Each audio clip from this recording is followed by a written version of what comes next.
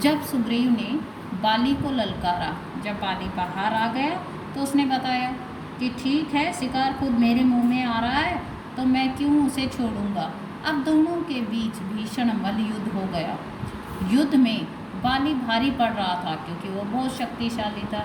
राम पेड़ के पीछे धनुष लेकर खड़े थे, लेकिन वो बाण नहीं चला रहे थे। सुग्रीव समझ नहीं पा रहा था कि वो बाण क्यों नहीं चला रहा। अब जब उन्हें लगा कि बाली उन्हें मार ही देगा तो सुग्रीव वहाँ से किसी तरह भागकर अपने आप को बचाकर भागा और ऋष्यमुख पर्वत पर ही आकर रुका।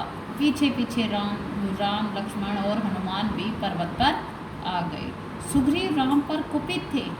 वो उनसे कहते हैं, ये धोखा तुमने मेरे साथ क्यों किया? तुमने बाण क्यों नहीं चलाया? अब राम सुग्रीव को समझाने लगे, तुम दोनों भाइयों के चेहरे मिलते जुलते हैं। मैं बाली को पहचान नहीं पाया। बिना पहचाने बाण तो तुम्हें भी लग सकता था और मैं अपने मित्र को खोना नहीं चाहता था, इस वजह से मैंने बाण नहीं चला।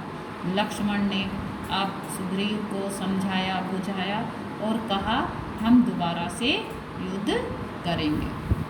अब सुग्रीव को दोबारा युद्ध के लिए तैयार किया गया और उन्हें किष्किंधा भेजा गया। किष्किंधा जाकर उन्होंने बाली को दोबारा ललकारा तो बाली को समझ ही नहीं आया कि ऐसा क्यों हो रहा है। उस वक्त वो अपनी रानी तारा के साथ थे। रानी तारा ने जब सुग्रीव को दोबारा देखा तो उनके दिल में हलचल होने लगी। उन्होंने बाली को समझाने का प्रयास किया, जाने से मना किया कि मत जाइए, आप वहाँ युद्ध मत कीजिए, लेकिन बाली ने तारा की बात नहीं मानी। अब वो बाहर आ गया और इतने गुस्से में आया कि वो आज सुग्रीव को मार ही डालेगा। युद्ध शुरू हो गया। बाली एक घूसे से सुग्रीव का काम तमाम कर देता। तभी राम का जो बाण था उसकी छाती में लग गया। बाली के गिरने पर राम लक्ष्मण और हनुमान पेड़ों की ओर से बाहर आ गए।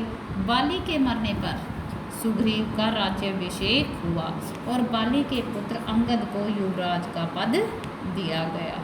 सुग्रीव चाहते थे कि राम कुछ दिन उनके साथ राज्य में ही रहे, लेकिन राम ने कहा, नहीं, ये मेरी पिता की आज्ञा के विरुद्ध है, क्योंकि पिता ने मुझे वन का आदेश दिया है, मैं वन में ही रहूँगा।